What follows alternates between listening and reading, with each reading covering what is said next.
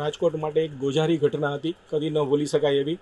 અને એ ઘટનાને આજે 25 તારીખે 1 મહિનો પૂરો થવા જઈ રહ્યો છે. ત્યારે અમારા Rajkot wholesale textile merchant association, Dharmendra રોડના વેપારીઓ, ઘીકાટા રોડના વેપારીઓ, તાણાપીઠના વેપારીઓ, ગુંદાવડીના વેપારીઓ તેમજ લાખાજીરાજ રોડ ઉપરના વેપારીઓ બધા દિવંગત આત્માઓની શાંતિ માટે 25 તારીખે બપોરે 12 વાગ્યા સુધી સ્વૈચ્છિક બંધ પાડી અને આત્માઓને શાંતિ મળે એ માટે અમે પ્રાર્થના કરશું.